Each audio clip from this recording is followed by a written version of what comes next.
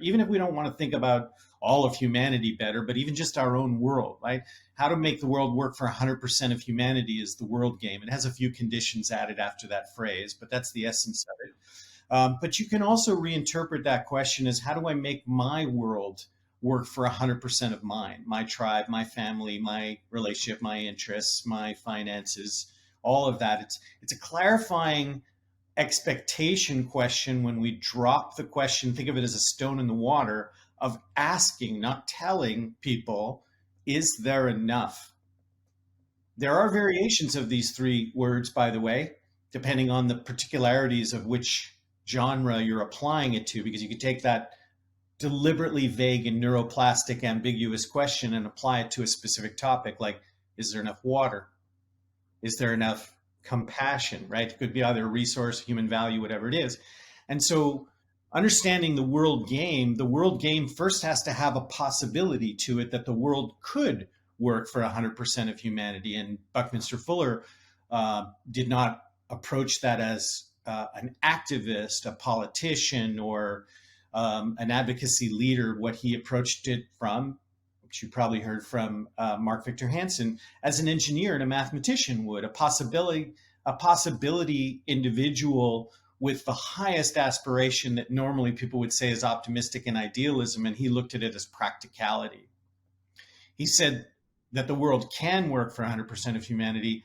I converted it into a three little word, by accident, by the way, which is a story in and of itself, how that came out. But by accident, I went from 25 years of emulating people like Mark Victor Hansen and telling people that there was enough to go around. And I, got somewhere with that. It's like telling people that there's abundance, and when they're in scarcity, they're going, I don't know what you're talking about. Yeah. But yeah.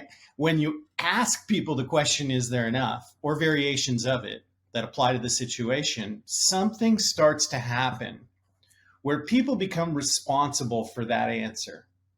I'm not going to tell you where I've asked this question in 22 countries and thousands of hours that people have all said, yes, there's enough, or no, there's enough. It's always conditional and situational anyway, which just really gets to the heart of the matter.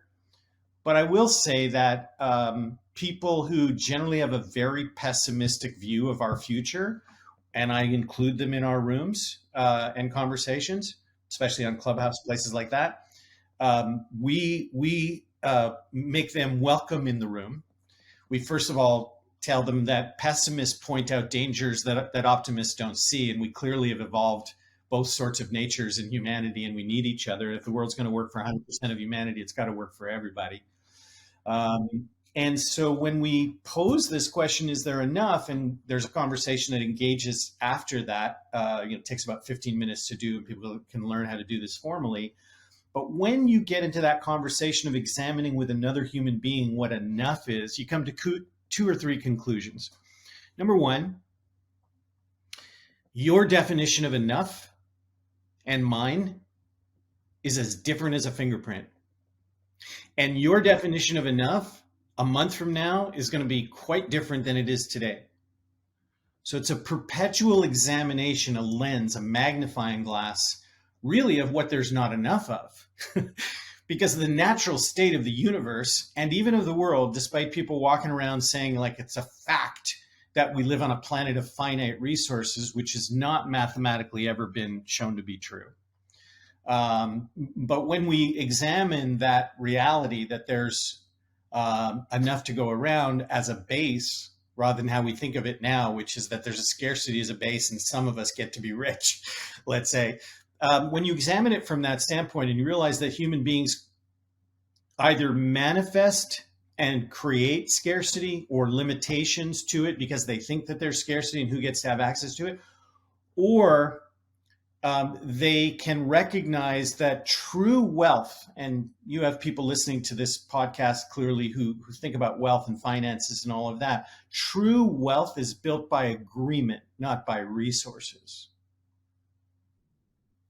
And the first time I ever stated that, an economist challenged me that I was rewriting economic theory, and all I was trying to do was align people to the concepts of a global impact bank that we want to launch in 2024. And, he was shaking when he said it. This made me pay attention quite a bit. I'm not an economist, but I'm kind of an amateur economic enthusiast, let's say. But I think that economics shouldn't be the study of the allocation of scarce resources. It should be the study of how humans collaborate to produce wealth. Wealth, not just money. Money is a portion of that. So I think that how people can build more agency in their life is by beginning to examine enoughness, not scarcity and abundance, but how do they uniquely define enoughness for themselves, for their relationships, and for their organizations. It's a ripple effect that has nothing but positive benefits, whether you're an optimist or a pessimist. I'm going to pause there. Again, my mind is throbbing and exploding with an energy and a joy to hear someone speak in such optimistic, I would say optimistic terms.